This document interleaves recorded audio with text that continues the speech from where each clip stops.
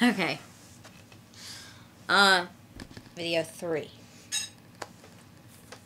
I'm sorry this is so long-winded. It's just, I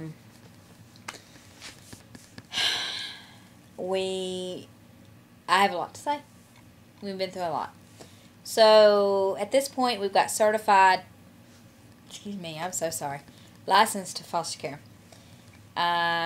They told us initially when we were trying to get our license, they said, yeah, we have kids in your age range that you're looking for, littler, 5 and under, even 6, 7, I'd consider, whatever. Originally they told us yes, then we got licensed, and they said no, that never happens. The one intake worker said she had never placed physical special needs, even though it's a therapeutic agency. And that most of the kids that they dealt with were older. They almost never, if ever, had children under the age of 5. So I told them we was going to look elsewhere. Then we were looking on Adopt Us Kids, and we found a lot of children, so we placed inquiries. I mean, we told them that we still wanted them to keep looking for us as well. She said, fine.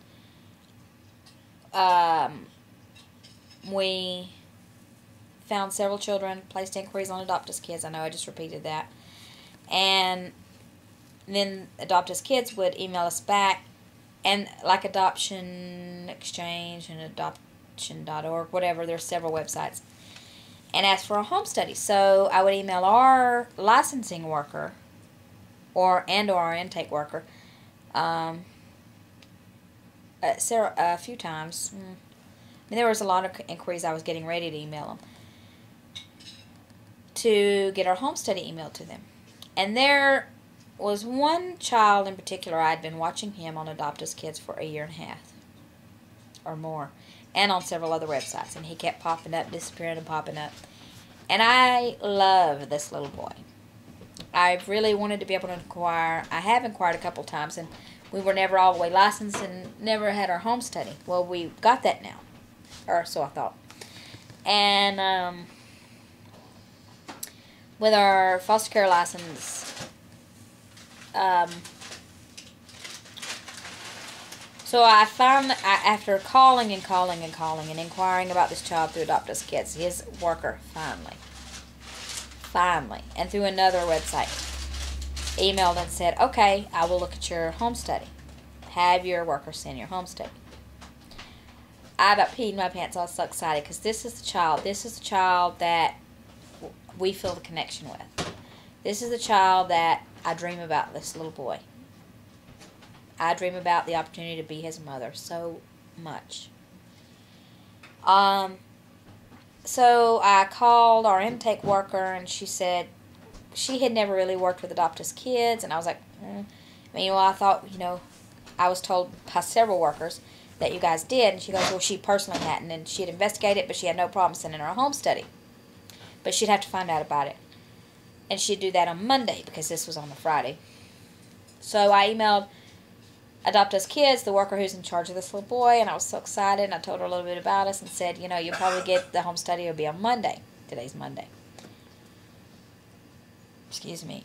And then, today, I get an email from my intake worker saying, well, she sent an email to the Adopt Us Kids worker because she needed to know if they would accept a foster care home study, because an adoption home study through the foster care system was different. Well, it's the first time anybody had ever said that there was a difference between a foster care home study. And maybe I'm ignorant, but, I feel like I'm pretty smart.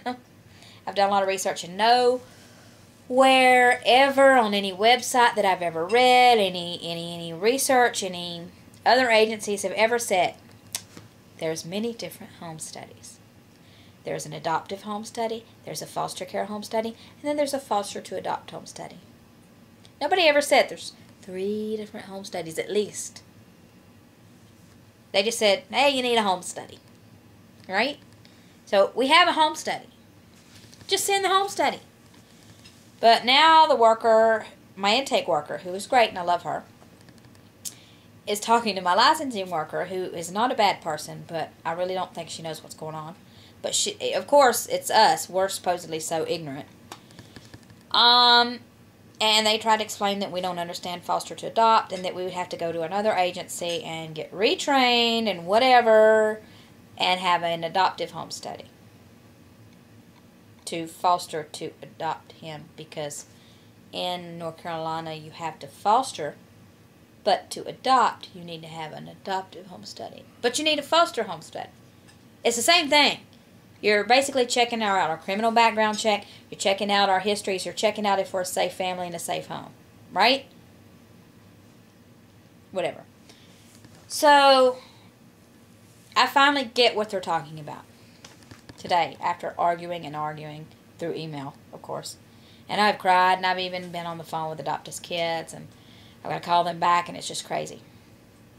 So now, after a year and a half of trying to inquire about this one little boy, they have told me, and after going through 6 months of training, mainly, and I have to be honest, mainly to inquire about this one little boy, so I could maybe get to be his mom. After going through all that foster care training, just for this little boy, to finally get a response from his worker, only for my workers to then say they can't help me because my home study is not the home study that the other agent is looking for. She knows, because even though they haven't sent that worker my home study, they just assume. And you know, and maybe they're right. But nobody has said there's a different home study. Whatever. You know, and you guys can comment and tell me how wrong I am if I am wrong, and I probably am. But my point is, I've researched adoption for 16 years, and this is the first time anybody has said anything to me about different home studies through the foster care. I mean, I'm not talking about international home study. I'm not talking about domestic home study. That's not what I'm talking about. Within the foster care system, there's apparently different home studies. That's efficient. But anyway, so my question to the worker was today, it's like, well, I get what you're saying. Okay, she's saying we don't understand. For all you parents out there, how I understand foster care adopt, to foster adopt, is there's a child out here, and they are in the foster care system, and there's different types of foster care. You have at-risk foster care, and those who have been free for adoption, and those who are definitely going to be reunified. Okay? But it's under the cloak of one big foster care. Foster care, to foster adopt to us means we are fostering with the intent to adopt. Period. That also means that if there are waiting children out here who are already free for adoption but are in the foster care system, then those are children that we should be able to take and foster while we're going through the process of adopting them. Because you have to foster them to get through the adoption process, at least in the state of North Carolina. That is apparently not what foster adopt means in the foster care system. That's how I interpret it. You foster the children while you are working on adopting them. Right? Whatever. My social workers explained to me today that I misunderstood that what foster to adopt means. You agree to be a foster parent for them. They place any child with you that they find, and you foster them as a foster parent, period.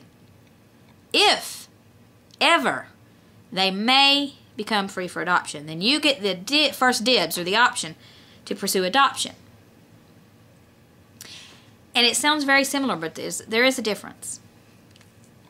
Now, if they haven't given you any kids to adopt, to foster, and you happen to find a child who is in the foster care system waiting to be adopted, it don't count.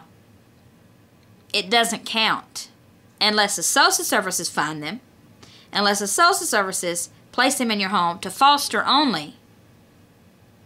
And then if they come up with a bright idea that you can adopt this kid, then you can maybe adopt this kid. Or if this child ever becomes free for adoption. So it sounds different, similar, but they mean it differently. basically they're like, this is my big question that I'm going to pose, and then I'm going to close out on video 3. Here's what it sounds like. I know I sound crazy because it's like, well, it should be cut and dried and you're not making any sense. Here's what it is. I want to inquire on this boy who is a foster child. He's on the Adopt Us Kids website. They do not want to give my home study, it's not that. They actually said tonight they will give it to him, but they're saying it's not the one they're looking for. And I'm like, well, why not? I don't understand that. What it is it's like this. Here's my question. This is why it's confusing. Okay, you say you need a home study to be able to foster a child. Okay. And you need a home study to be able to adopt a child through the foster care system. Okay. All right. You cannot have a adoptive foster-adopt home study until the child is already in your home. But to get that child in your home, the social workers need a home study. So you need a home study for me to be able to adopt. But I can't adopt till I get a home study. But I can't get the home study till I have the child in my home and foster them. But then I can't foster to adopt them because then I don't have a home study. So it's a catch-22 to me. It's like, you need a home study to have the child, but you need the child to have the home study. And before you can adopt the child, you have to have the home study. But before you can adopt the child, you have to have the child in your home. But to have the child in your home, you have to have the home study. Huh? But you can't have that home study till the child's in your home. What? That is what I have been told today. That is how, and I know I'm at 12 minutes, and I'm sorry, so I may have to go into a volume 4, but that is the big crust. No. What is the word that I'm looking for? And the only reason I'm spacey is because I'm very tired, I'm very frustrated, and I'm very emotional about this whole evening. It's just confusing to me. I cannot have this boy in our home, even though we're certified as foster parents, till they get a home study. That's the gist. It's what my agency is telling me.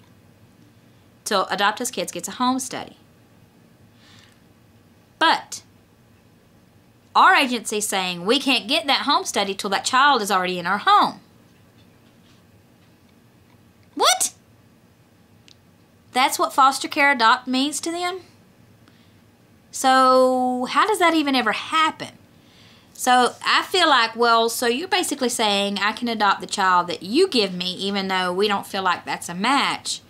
But if someone else, another agency or DSS or whatever, has a child who's a foster child and may be adoptable one day or may already be adoptable, I'm not sure of all the details just yet, that I have to have another home study that your agency can't provide,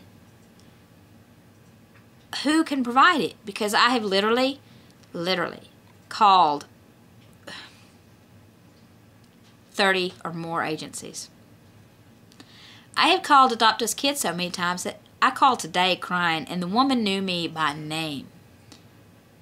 She knew me. She was like, oh, I talked to you before, and did you talk to this one, and did you talk to that? She remembered me from a year ago trying to inquire about this little boy. So it's like, I don't know if I should give up, but I don't want to. So that is what I'm angry about. We went through all this for them to say, well, you can take these kids over here who won't be free for adoption. Even though you told us in the beginning that your goal was adoption. But these kids over here that are free for adoption, we can't help you with. Because you need an adoptive home study.